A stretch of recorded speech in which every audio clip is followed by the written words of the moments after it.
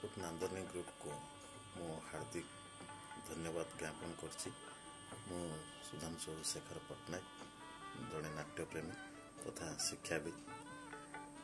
यह आम अंचल एक गर्वर विषय अटे कहीं कोरापुट जिले में देवमाली जातीय नाट्य महोत्सव दीर्घ 5 वर्ष धरी यह नांदनी ग्रुप अनुष्ठित कराउछि।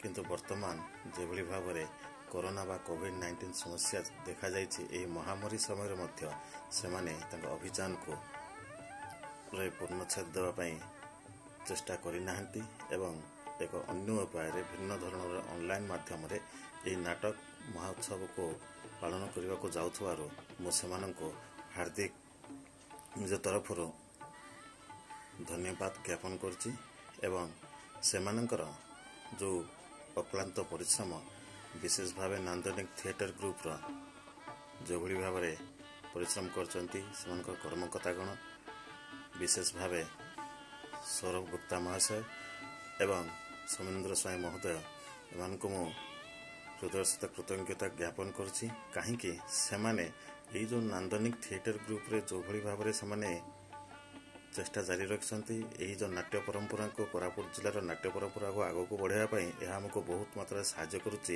एवं आम निजे मध्य अनुभव करछु जे एभली भाव जो नांदनी ग्रुप चेष्टा जारी रखिछि। आमर जो सांस्कृतिक भावर आदान प्रदान अन्य जिला सहित हो अन्य राज्य सहित हो यह आम प्रत्यक्ष व परोक्ष भाव निजे अनुभव करियछु।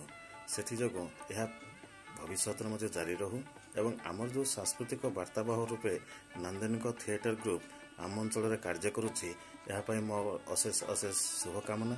भविष्य में सफलता मो कामना करुच्ची एवं मो आशा रखुच्ची जे सेमानक चेष्टा निश्चित भाव सफल हो एवं यही जो 6ठ जातीय देवमाली नाट्य महोत्सव पालन करने जाउछंती ऑनलाइन माध्यम रे यह निश्चित भाव ग्रहणीय हेबो एवं जनसाधारण यह अनुभव करें एवं जनसाधारण को ग्रहणीय हम ए तिणे मात्र सन्देह नहीं।